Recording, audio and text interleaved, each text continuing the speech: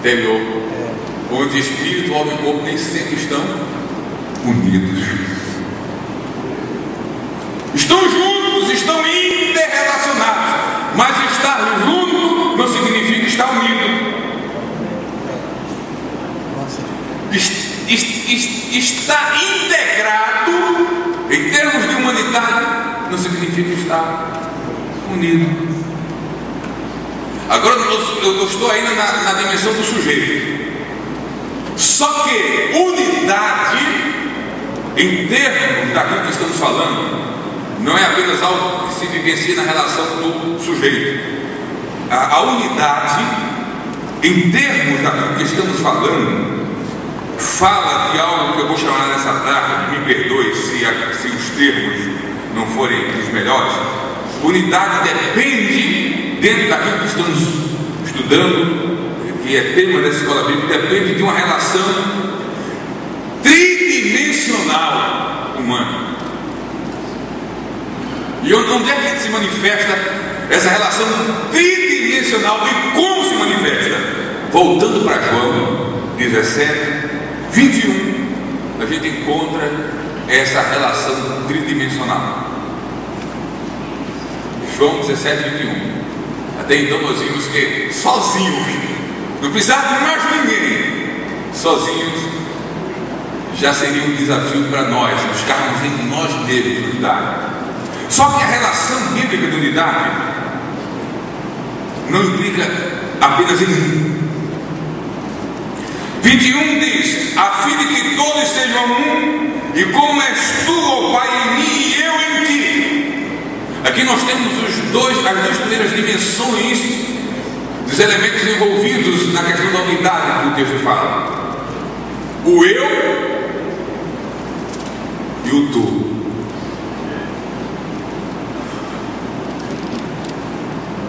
A fim de que todos sejam um, como és tu, ó Pai, em mim e eu em ti. Unidade implica uma relação do eu com o tu. Só que eu mais tu dá um resultado, e esse resultado é nós. Deus. Por isso o texto fala: a fim de que todos sejam um, como és tu, ó Pai, em mim e eu em ti, também sejam eles em nós. Agora vamos juntar os sujeitos. Eu, ser e sujeito complexo, que por vezes nem me resolvo e não consigo em mim mesmo ter unidade junto com tu, que tem as mesmas complexidades, que vivencia os mesmos dramas, as mesmas frustrações, as mesmas lutas, as mesmas fraquezas, as mesmas tentações. Aí o eu complexo se une ao tu complexo. Resultado: um nós complexo.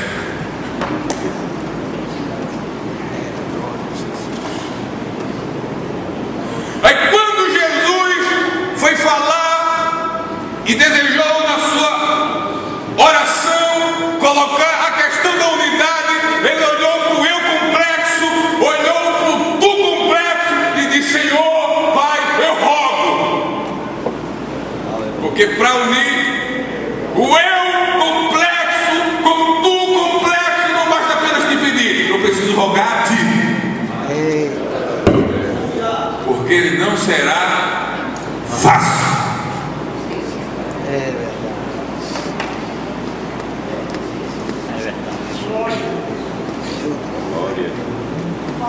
Aleluia. Deus, Senhor. Glória a Deus. Por que não é fácil manter um casamento? Porque o casamento é um casamento de um eu complexo com um tu complexo. E depois nascem os filhos com as suas próprias complexidades. Aí é uma família complexa.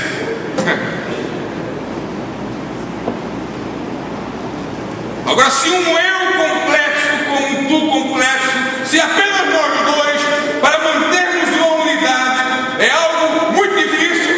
E um nós, ministério complexo, para mantermos uma unidade.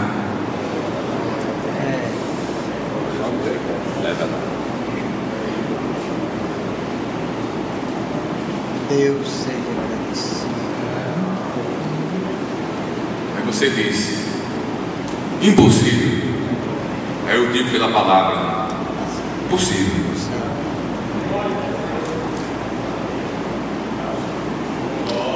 Talvez não unidade perfeita, mas a Bíblia nos fala da possibilidade de crescermos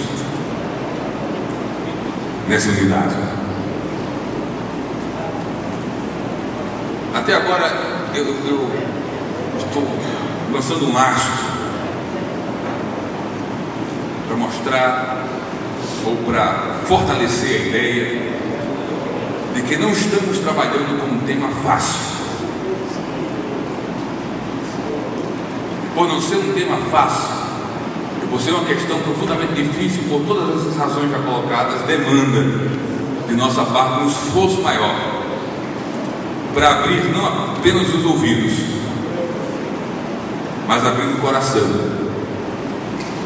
para aquilo que Deus tem e que já está fazendo nesses dias aqui, através daqueles que estão ministrando, que Deus está dizendo, porque tudo que Deus vai falar aqui, através dos seus servos, Ele vai falar em resposta à oração de Jesus.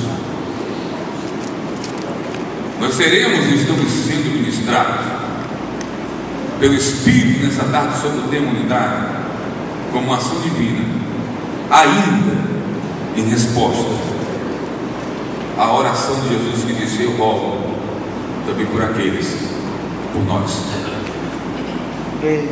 Entendendo ou fortalecendo essa ideia de complexidade, eu pediria aos irmãos que agora abrissem a Bíblia, e é lá que nós vamos nos deter, porque nós estaremos falando até o nosso horário, se o Senhor nos permitir, sobre princípios.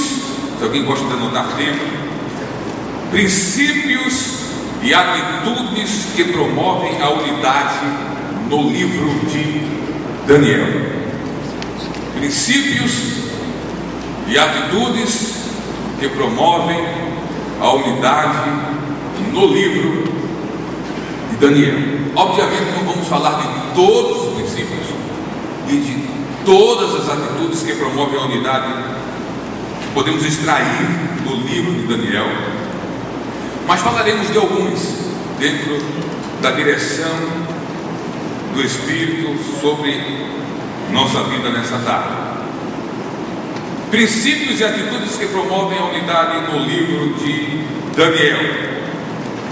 O primeiro texto que eu gostaria de citar, para em seguida citar o primeiro princípio ou atitude, Daniel capítulo 1, versículo 8.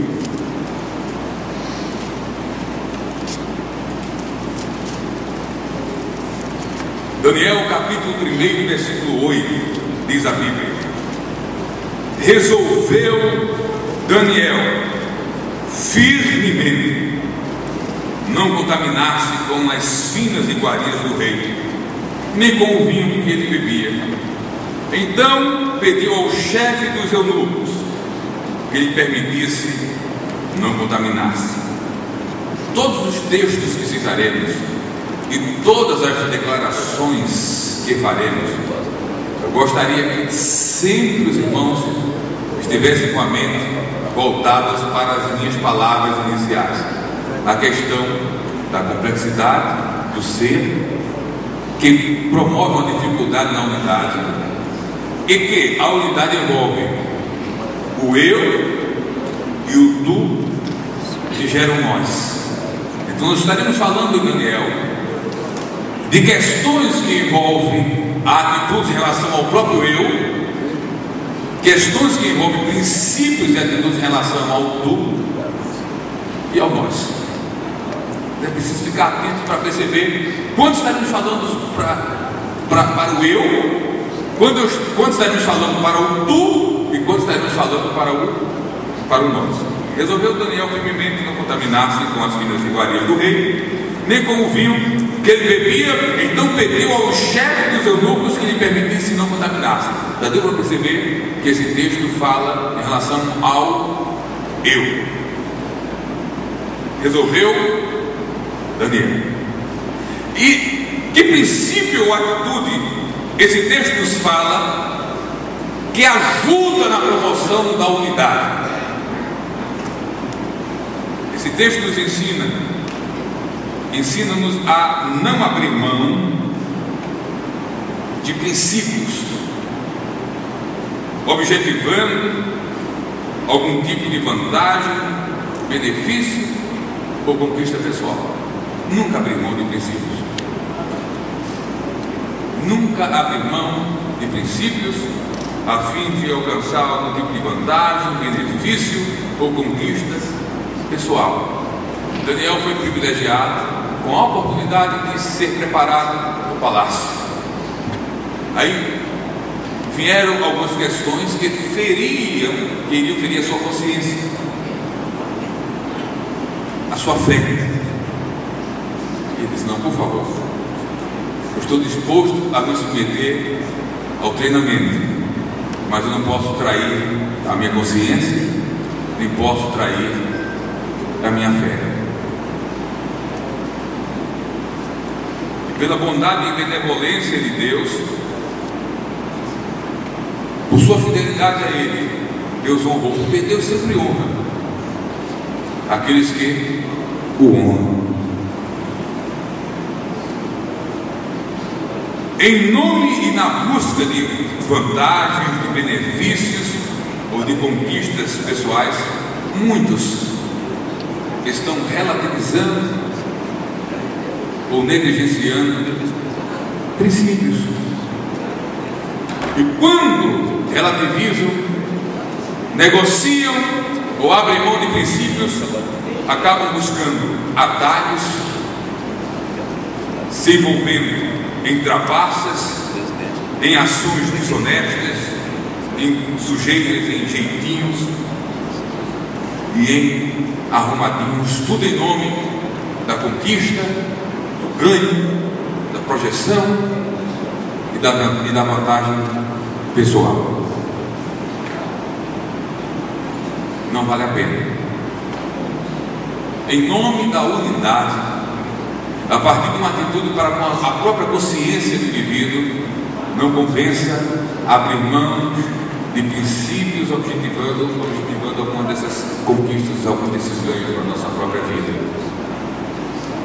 Precisamos entender que as conquistas de Deus para nós, que não são nossas, são deles, virão naturalmente a seu tempo, na medida que confiarmos, que entendermos e que cremos nisso.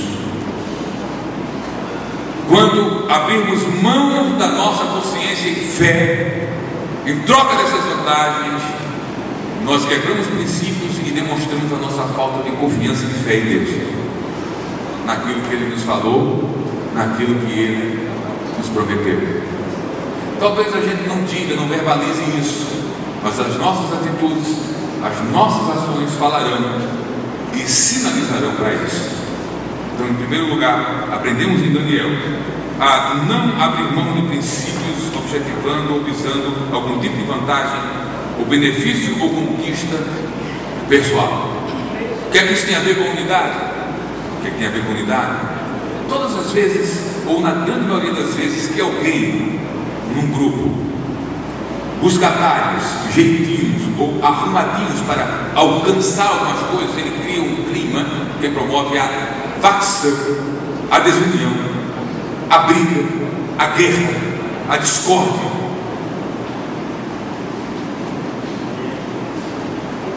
Por isso a importância de se guardar princípios, porque os princípios de Deus trabalham em prol da unidade, e a quebra de princípios trabalha em favor da desunião, dos grupinhos, das facções, dos partidos.